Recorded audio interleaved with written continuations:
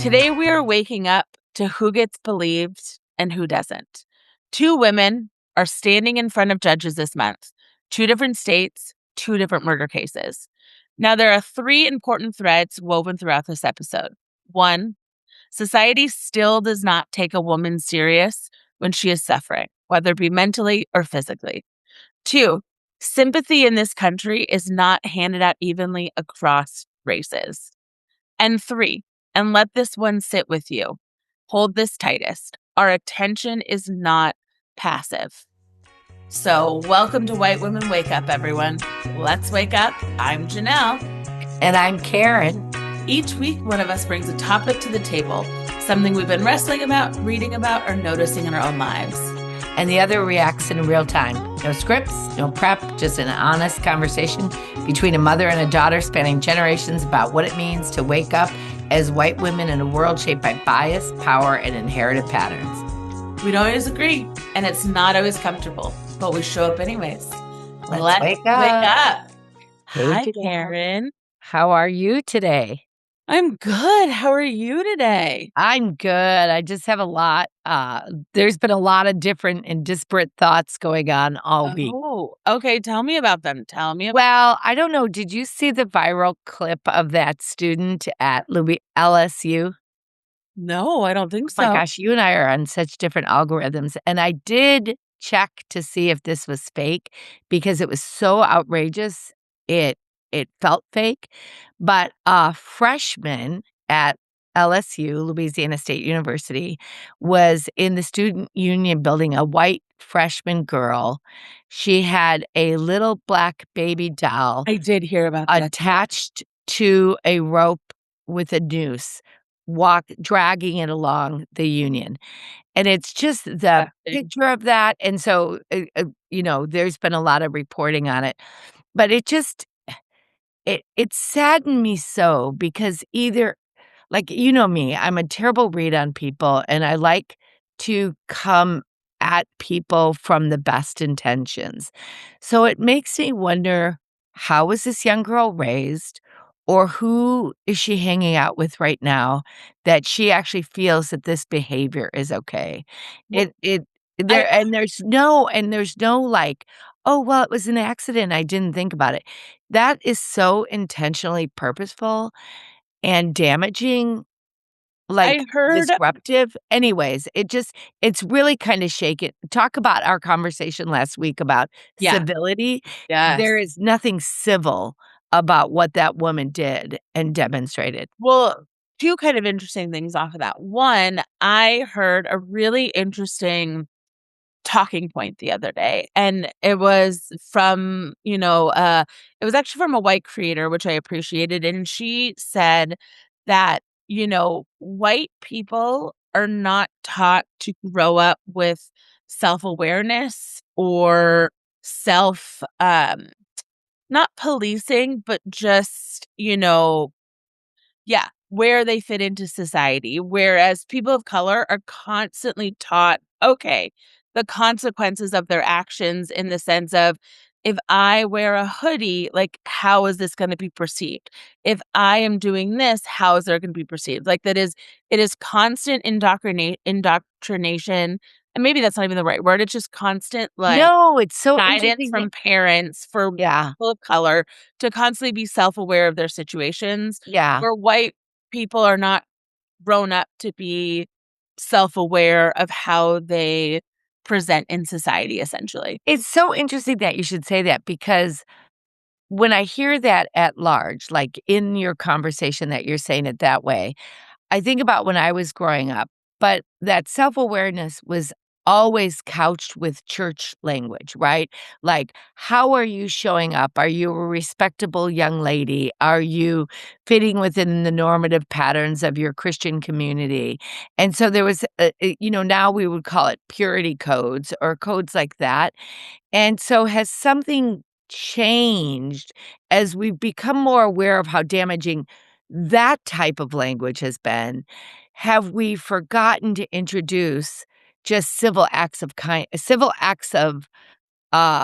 point is, I don't like, know if we were ever taught to be, but I think civil acts of kindness are different than self-awareness with consequence. Yeah. I think Yeah. that's what I'm trying to say is, like, having the church purity, I know I was definitely taught very well of how my body takes up shape in the world when I was younger just on Yeah. people's responses, but overall, this societal consequences is not something I think we as white people naturally are taught growing up. Yeah. So I think Boy, that's this is a interesting. whole this should be a whole episode in You're right, that should be a itself. whole other, but I Yeah. just thought about that because Yeah. and it is interesting, Target this week, it's, like, so ironic, the first week I go back to shop to Target because everyone's saying, "Okay, they're fine," and they just dropped a black face costume.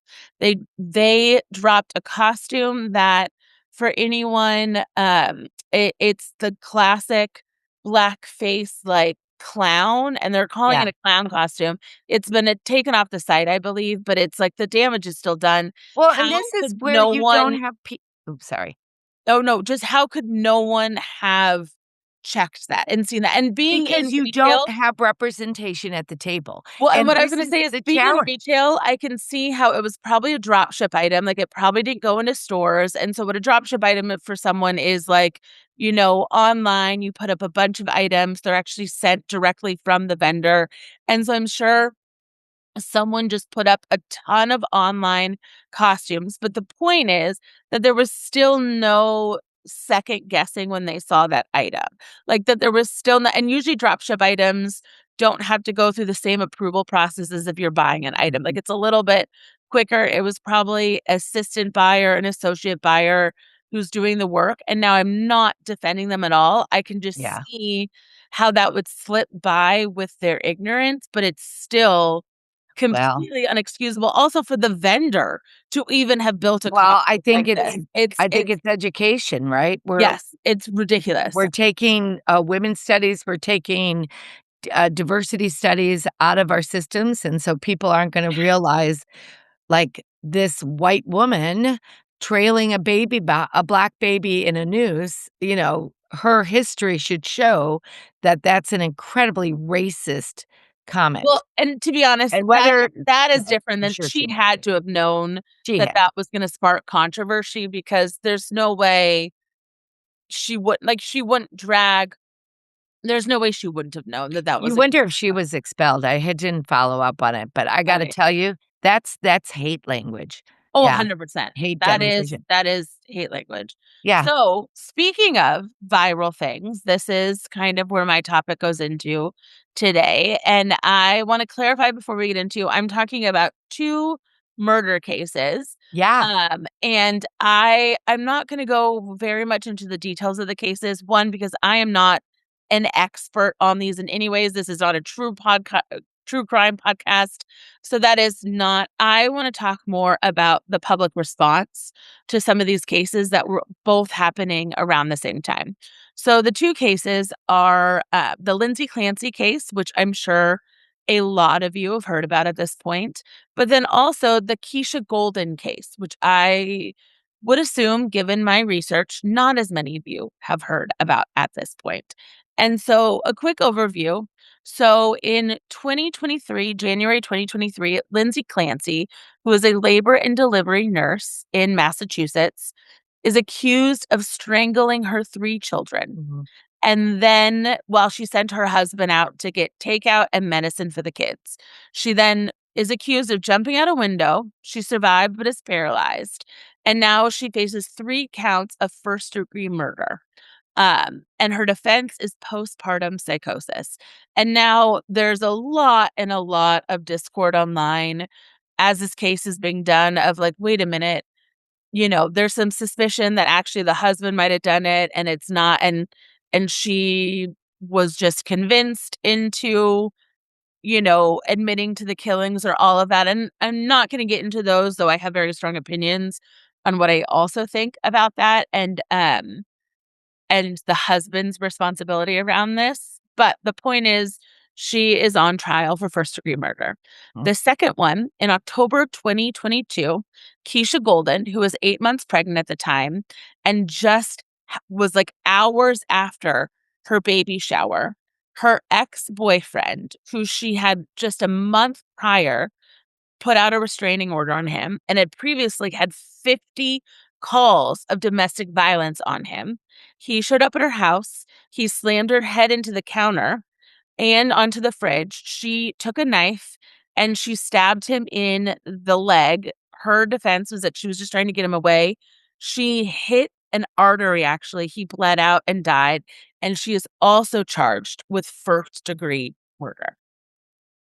So, two very different cases, but two women being tried for first-degree murder. We do have updates. Now, all of this is based on this morning of 2025. So I do have updates on both of I those mean, cases. 2026. Sorry. August 2025 of 2026. As we're recording on Tuesday this week, the episode will come out on this Friday. But thank you for that. And but I'm going to stop there and kind of get before I jump into some more stuff that I want us to kind of talk about. So, Karen, have you heard of these cases? Like thoughts on any of this kind of stuff? Wait, this cracks me up because this is part of our rhetoric where I have to listen, and I have to think and I think, Yeah. and then my thoughts kind of vary. First of all, I have to be honest, I have not watched much news this summer. And so these are not in my TikTok feeds. My feeds tend to be a lot of art. And so no, I haven't followed. My friend has been following the Lindsay case, and she'll post updates, but I haven't followed either case enough to give, an opinion. But Okay. I do have to say, one thing I was thinking about as you mentioned this, I when SPU shoot, I wasn't supposed to mention my school, but when my school was through some filings, I went to some court hearings. I don't go to many, Mhm. court hearings often. And one thing I heard the judge say, which I was so impressed, this judge said, I have not had enough time to brief this case. Mhm. I am going to take time and spend more time on understanding the nuances of this case Yeah. before I make a decision. Now I don't want to quote this judge Well, and verbatim. I'm not asking you to make a decision. I was just kind of No, but curious I for am thinking saying about stuff. but what I'm hearing from both of these cases is the complexity, right? Yeah. Both are extremely complex, and I So they're have not actually complex is what I'm trying to say. Oh, So really? no, I think, yeah, so maybe No, I no, no, but complex in what I mean is it's there is a quick desire to want to, condemn the person that like the people that made the action, but I think the response is caused from these other areas, and so listening to that cause. Anyways, go on. okay, So maybe I go on. jumped in too much Yeah, to ask you about I yeah, wasn't asking full opinion because I and the reason yes, they're complex, I agree, but I also think there's simpler threads behind these tales, and I just think it's the perfect story right now to kind of talk about what we always talk about is the difference of races, also, women not really getting heard or mm, in this world, and then also just, like, how what we pay attention to can actually matter in this place. yeah, So, yeah. there's kind of, like, 3 things that I wanna, like, speak to with these cases. I think Well, I also think what you're talking about is any kind of mental illness happening and well, both people mental illness. not taking the lived experience of the person who is suffering from mental Yeah, illness. so this is where I wanna break it down. So Yeah, both of these have to do with 2 experiences that women often get overlooked on. One is yeah, mental illness, yeah, and the other is domestic abuse, and both of those tend to be very overshadowed and dismissed in women, and so yeah, that is thank you, the first point that I wanna talk about that these cases have similarity there in that there are 2 very, very like sensitive topics that we need to place more resources behind, more yeah, information behind. And so let me give you a little bit. So the Lindsay Clancy case is around postpartum psychosis, and it's estimated that around 2 of every 1,000 births um, is are roughly postpartum psychosis. Now, the Yeah. interesting thing, there was not You a mean women have postpartum yes, psychosis psychosis, not so psychosis not after they birth the baby, not the yes. baby. Yeah. Yes. Yeah, Yeah. so that's a great point. Postpartum is about the hormonal differences that can create after you give birth that can create either depression or, in this case, psychosis Yeah. delusion. So they say about 20% of women actually get postpartum, but the first national Depression. screening wasn't done, and that's per child. That's Yeah. not just and so the first national screening wasn't done until 2021 Oh, I to believe see that. these numbers. Yeah. And they said only 11% of privately insured patients were actually screened for postpartum. Mm, And of that, only about half actually got a follow-up. And so suicide and overdose are now the leading cause of pregnant what is my problem today? Pregnancy-related death. So mm, 20% of maternal deaths are suicide. And then also postpartum psychosis is 98% treatable. yeah. Yeah. So Well, I so think the thing it's interesting. Can I comment yeah, on jump why? in. It's interesting when when I rethink not the pregnancy I had with you, Yeah. I definitely think I had postpartum depression, and it lasted probably about 8 months, 9 months, and I made some serious decisions. We moved away from Chicago. I moved 2,000 miles away. I mean, I had some big consequences of that kind of depression Yeah. because I thought I was depressed because of my circumstances when in fact it was probably postpartum. Yes. But I also think what's challenging about postpartum depression, and it kind of reminds me about like taking care of seniors and senior parents, it doesn't last like 20 years long. And so like all of For a you, sudden it didn't. for me it didn't. And so then I stopped having the discussion. Like I was in it and then I went out of it, and so then I went on with my life, and so, like, even caregiving for my parents, that was probably a 5-year well, no, it was probably a 7-year caregiving space, Yeah. and now that I'm out of it, like, I'm enjoying life again, and so, I wonder if that's why a lot of research or a lot of conversations haven't been devoted to it because people do I don't know. No, Anyways, I mean, that's I just mean, I part of think my thinking. I know, I think there's a bunch of things around it. I think Yeah, that's probably a good point. I also think we, again, have this tendency to, like, idolize birth as this, like, beautiful yeah, thing, and you're just, like, loving, and you're high, and you have, pregnancy glow, and you have all of yeah, that stuff. So I think when you're one of the 20% too, and that's 1 in 5 when you think about it, women. yeah, it's a lot. It's a lot of women when you're one of those who then end up sad and you're not having the feelings that media shows you, there is a tendency to be Mhm. embarrassed and hide it, and I don't think it's really until my generation that this whole, like, Yeah, mental health openness being okay, I joke about how I should be the poster child for Lexapro because I tell everyone about how much Lexapro has been amazing for me and helps me. yeah. But that is my generation. That is a difference that we can have these conversations, and so I do think And also that's a part of your inherited your background because if you came from, a lot of, Asian persons, they cannot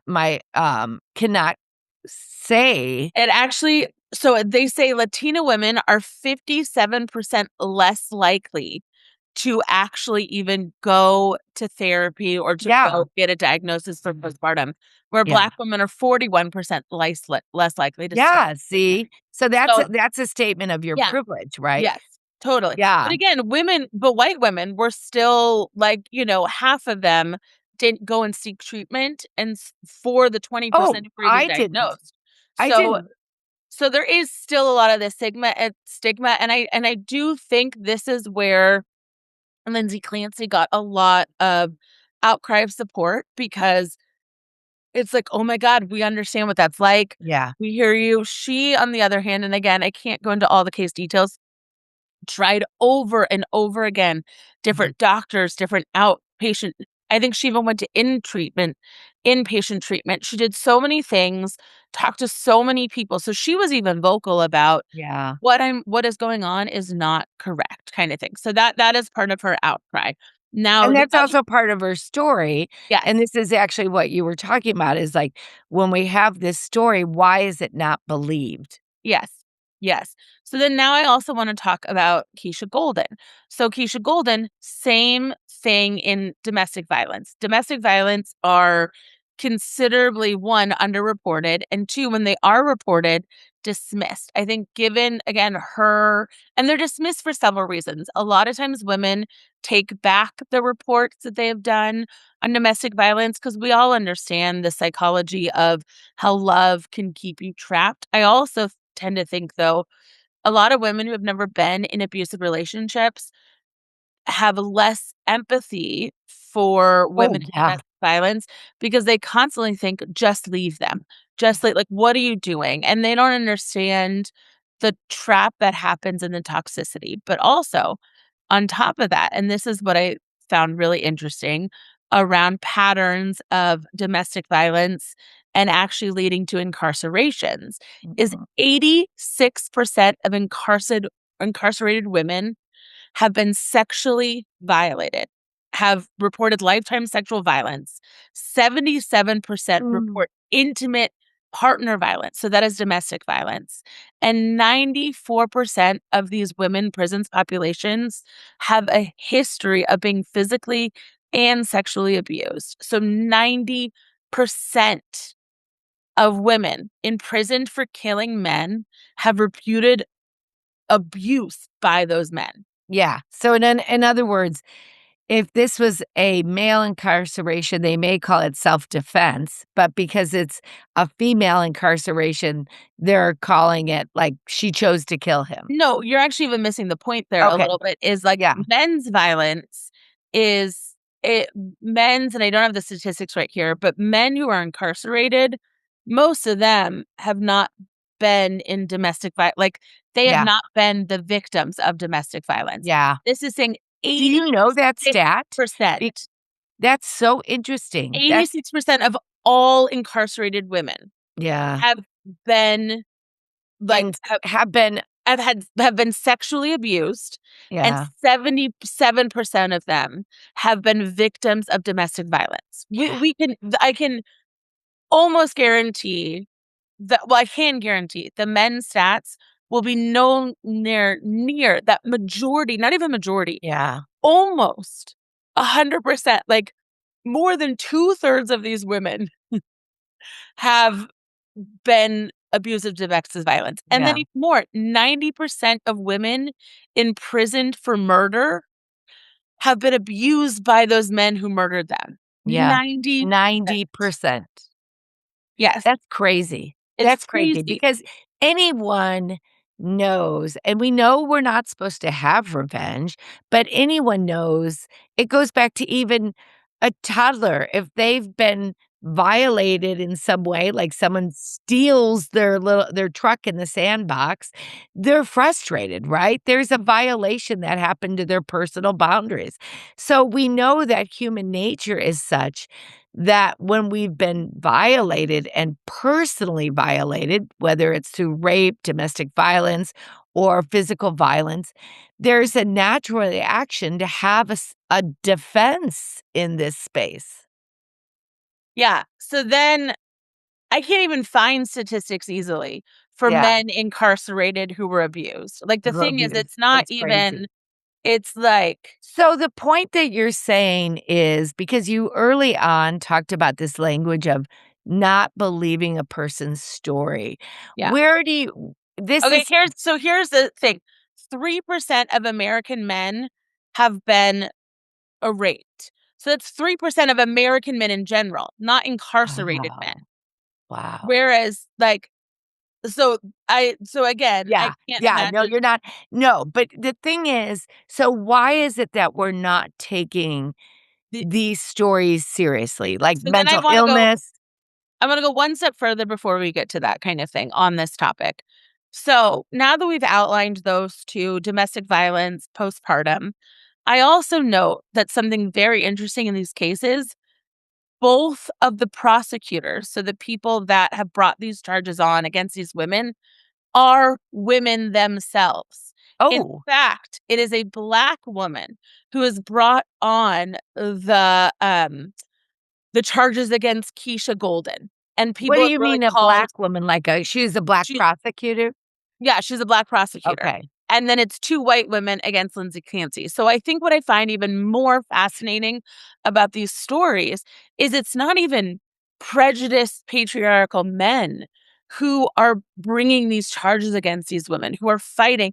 In fact, in Keshia Golden's case, there was even a change over in district attorney, and the next district attorney was still a female who still had a chance to remove the murder charges, the federal murder charges from Keshia Golden's, like, So case. the curiosity in here is these these, uh, prosecutors are They're also saying they're women, just so it's women no, no, against no, but it's like, women. are these prosecutors just saying they're doing their job and bringing it to justice Yes, without really stopping to look at the specific case? yes, yes, and again, Lindsay Clancy, because there was a confession there's a lot of things happening in Lindsay Clancy's case. Yeah, I don't want to, like, go dig into those, but the prosecutors have been notoriously very condescending and rude to her, yeah, yeah.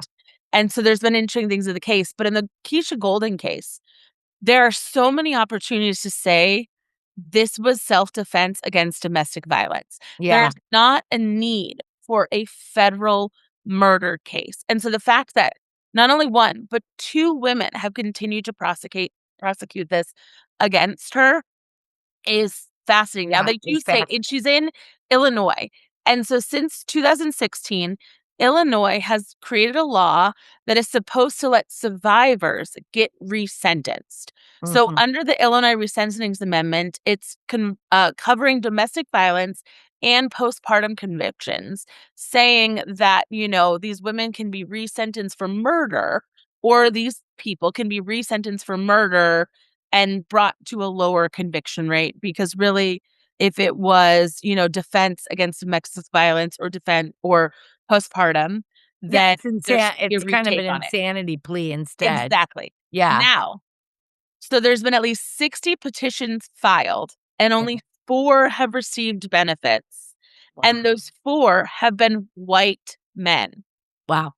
So So no, but so listen to that. one thing I was Listen to gonna that. say Of domestic violence, of the self what is it word? Like, Self-Defense Act, it is more likely to protect white men in self-defense than it yeah. is women, especially women of color, against defense against their domestic abuse partner.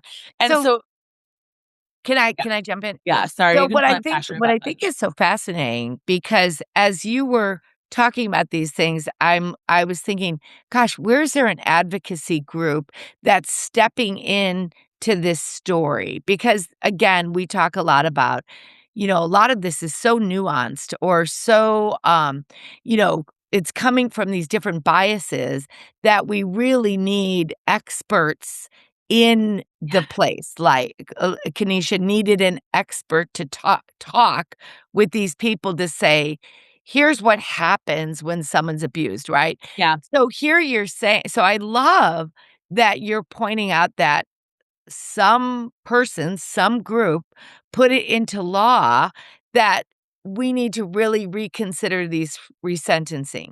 but again, I'm saddened resentencing. that it's not working, but I'm also like, this is a huge issue because Yeah, number 1, we're pitting people in jail for specific incidences, like, would Kenesha hurt anyone else Keisha.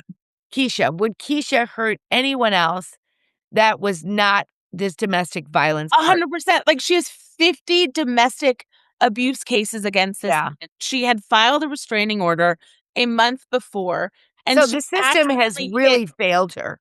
Yes. I mean, he shouldn't have even been near her No. for her to have made that And she choice. accidentally hit an artery. The thing is she stabbed him in the leg out of self-defense. Well, he shouldn't have It been hit. there.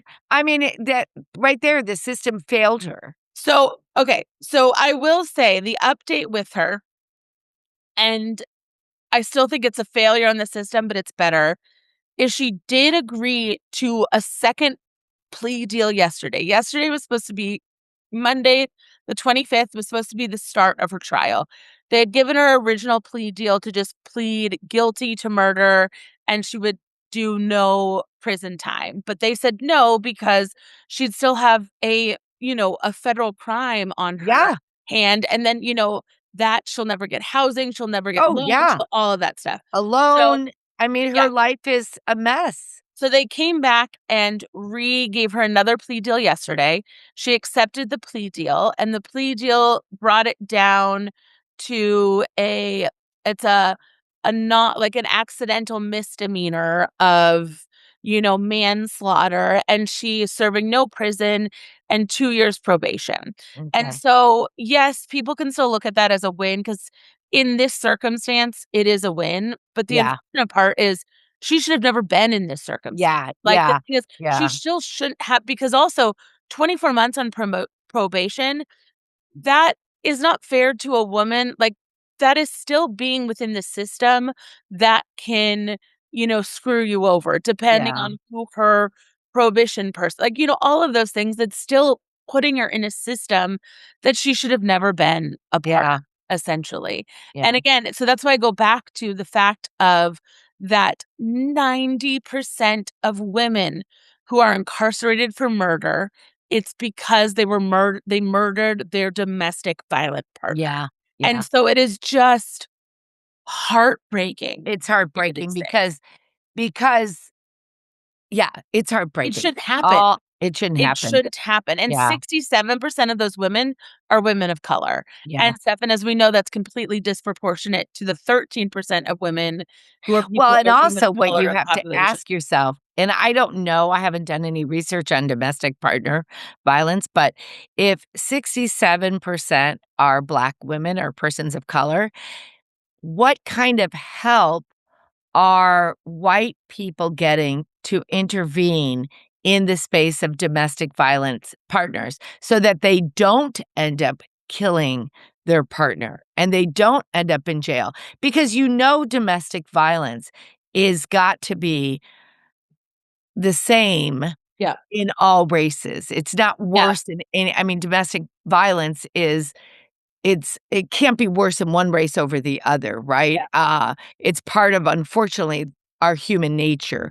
And so what resources are white people getting that are affording them to get away from murder? They're not going that next step. They're being Yeah. either pulled out or police are coming in to help them. Their restraining orders are being held up, and I'm sure that's not with everyone. I'm sure that there's plenty of white people that are not being helped by the system. Um, yeah, yeah, But you do bring me into kind of my next point of the inequities of who is supporting who. So we've already yeah, seen the inequities within the system, but also within our support. And so I want to again specify, I think both women are victims of this system. So I'm not yeah, going to say that one woman deserves more support than the other, but they both deserve like equitable amounts of support. yeah. And what happened here is, so the Lindsay Clancy case has had over 160,000 new videos made about Mm, her trial just in the last 2 weeks. Her wow. community groups have bonded together since, and they have set up a GoFundMe that has Mm, raised over close to $2 million wow. for her. For her defense. For her defense. And so people have been, and here's the deal. I get it. White women are much more, she's another white woman. They see this, she is paralyzed now. They see her postpartum, they feel like they can relate more. There's also a lot of speculation around the husband and the husband's negligence Yeah. because, again, why is he not, like, whether or not a lot of people believe that he did it, whether he did it or not, like, also, he has not been accused of anything. And yet he knew about all of the things going on with her and even then allowed her to be like be alone with the kids. Like there's no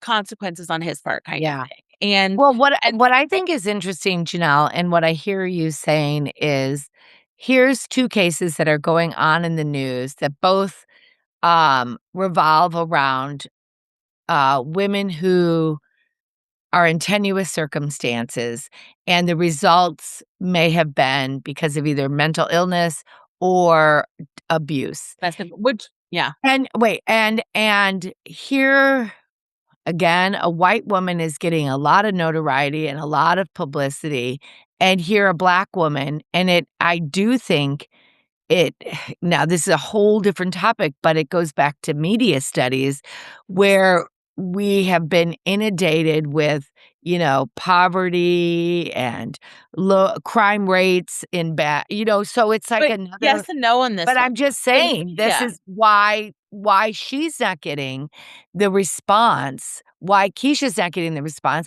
This makes you really sad, Well, right? no, I Because disagree, actually. okay, This is where I think we have so much more control these days than we realize. As okay, individuals, we are not passive we are not passive viewers of media anymore. And so I say this, we constantly blame media, and that is still a true fact of mainstream media. But the reality mhm. is most people are getting their media through social media these days. But hang And on, they no, just are let and me they're finish. not. Your generation is. That's what I don't well, think okay. my generation is.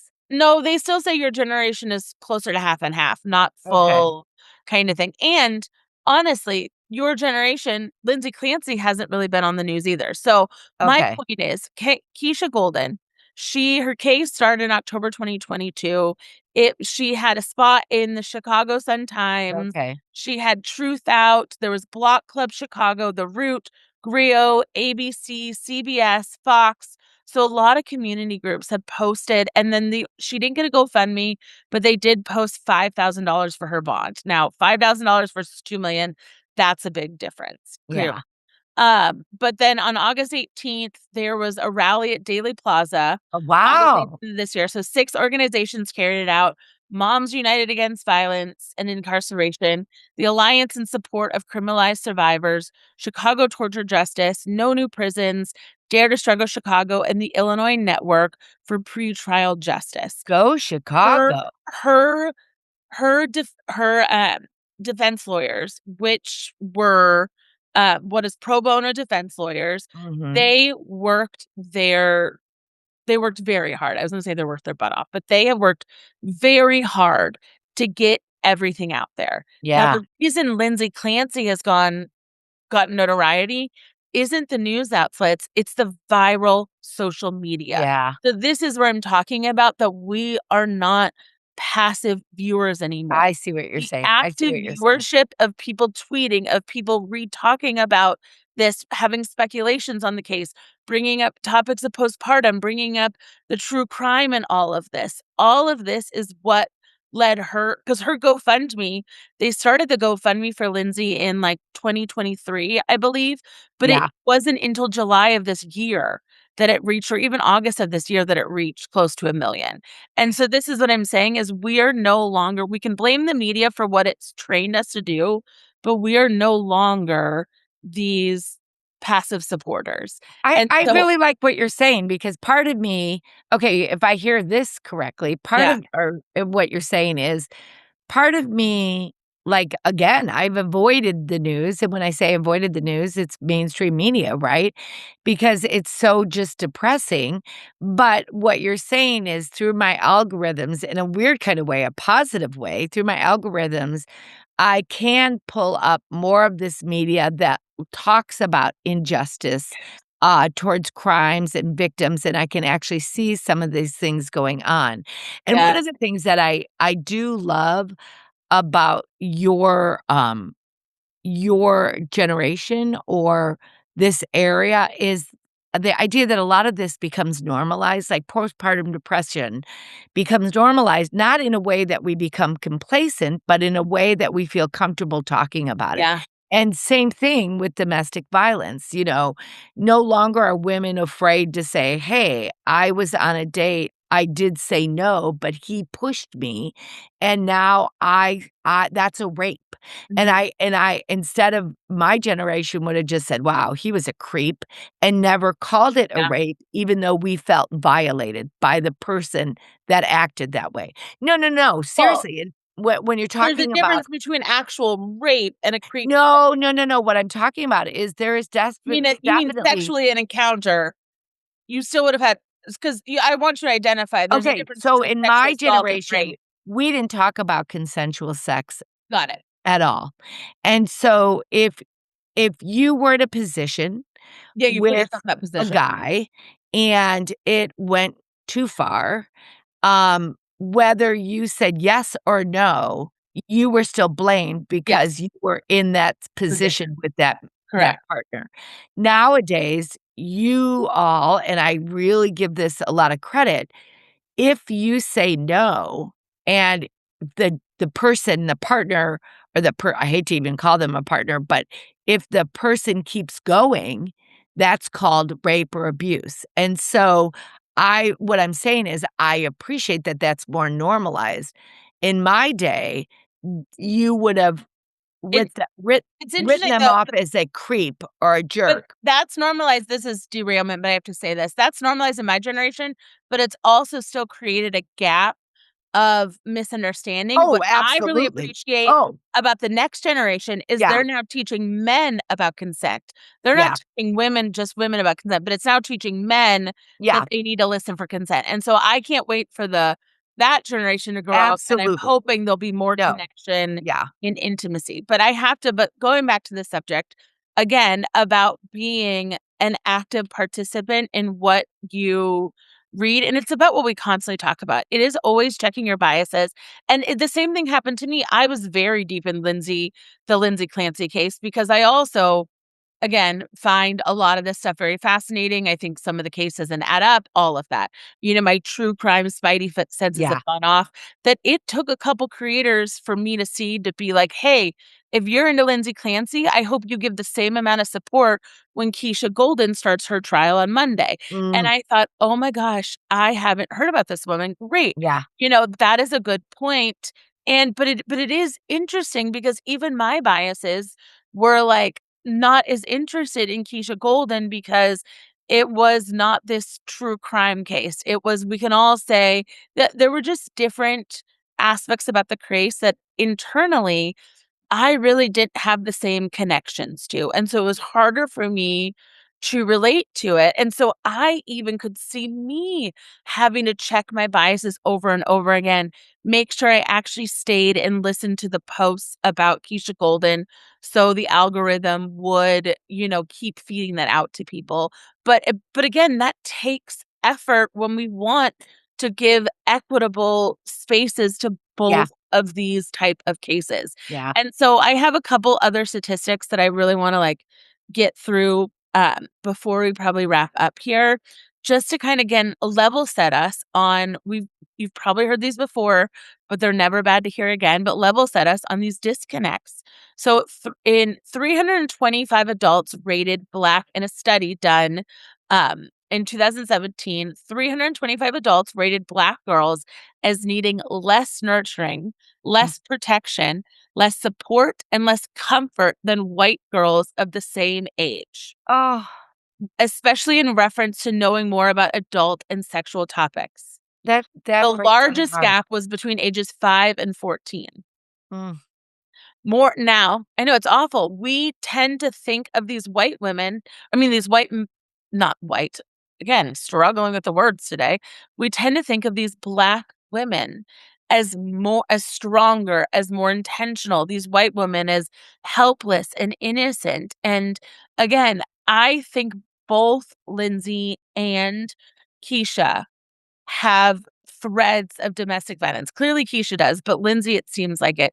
So they are both victims here who were Yeah, trying to get support from themselves, and the system failed them. Neither one of them is stronger, is better than the other. Neither one of them needs more support. They both need support. yeah. That also said, more than 4 in 10 Black women experience domestic violence in their lifetime, So, compared yeah, to 3 in 10 white women. yeah. Black women homicide victims are But more this is what I white. just said, but this is what I just said. I think it's interesting that statistic is actually still pretty close, like 33% and Yes. 40%, because I think domestic violence over the centuries has occurred in, it sounds like, 35% of the Yeah. households, right?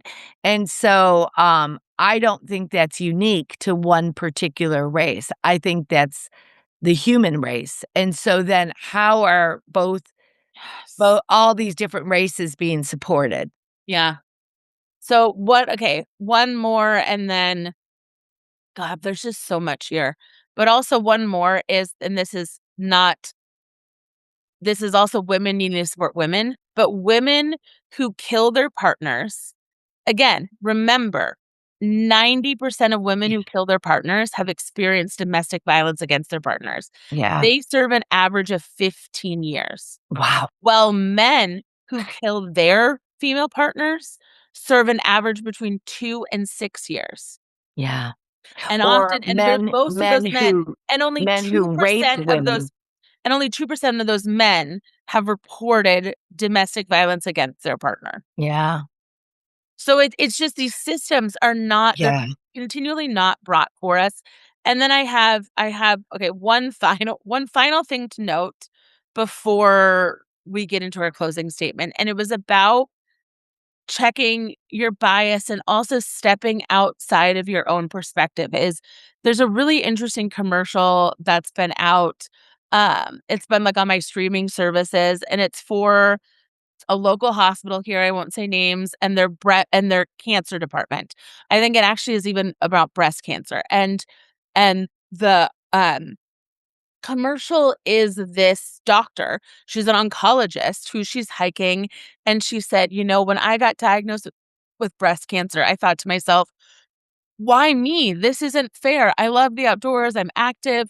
Like, what did I do wrong? And she goes, and then I got really great treatment from my colleagues. And I thought to myself, wow, maybe I needed this perspective to understand my patients.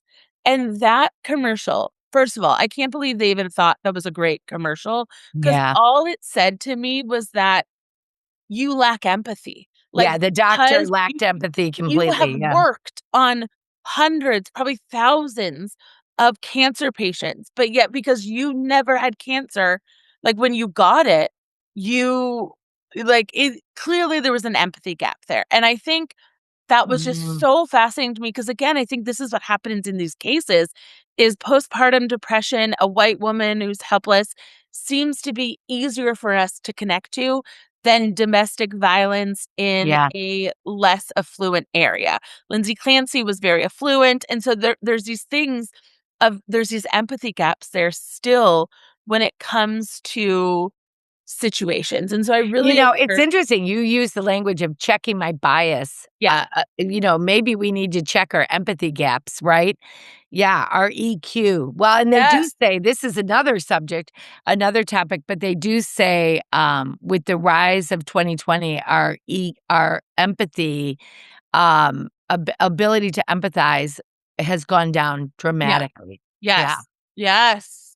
Anyways, that is where I'll close everyone today is I yeah, just hope this was a great reminder of just recognizing one, unfortunately, the system is still a patriarchal system that is not fair to women.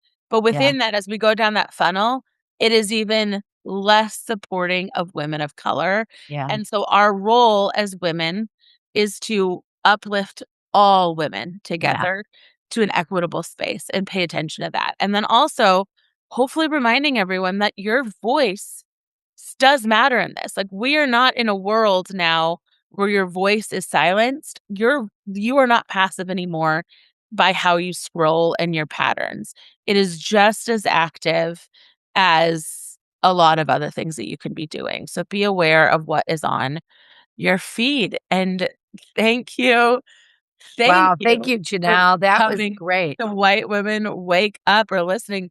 Coming. Oh my gosh, I'm on a struggle bus with my I'll do it. today. Thanks for joining Perfect. us on Thank White you. Women Wake Up. We hope today's conversation sparks something in you, whether it's a reflection, a new question, or a deeper commitment to showing up with empathy and accountability. If you found this episode meaningful, subscribe, leave a review, and share it with someone who needs to hear it. You can always connect with us on YouTube, Instagram, TikTok, Substack, or at whitewomenwakeup.com. We'd love to hear your thoughts and keep the conversation going. Until next time, stay curious, be open, and let's keep waking up together. Bye. Bye. Okay, before you go, just a quick playback on where today's facts come from. The postpartum screening numbers that 1 in 5 women are likely to suffer from postpartum, and the finding that Black women are 41% less likely to seek treatment comes from the Policy Center for Maternal Mental Health and from research by Katie Backens Kozamai Nil. The postpartum psychosis clinical picture is from Dr. Sugan Hatters Freeman at Case Western Reserve and Dr. Verl Burknick at Mount Sinai, reported by NPR and WBRU this month.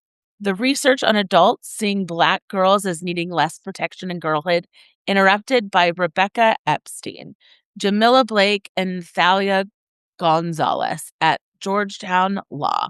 The numbers on the incarcerated survivors are from the Sentencing Project and from Survived and Punished, co-founded by Miriam Kaba and Elise Beria.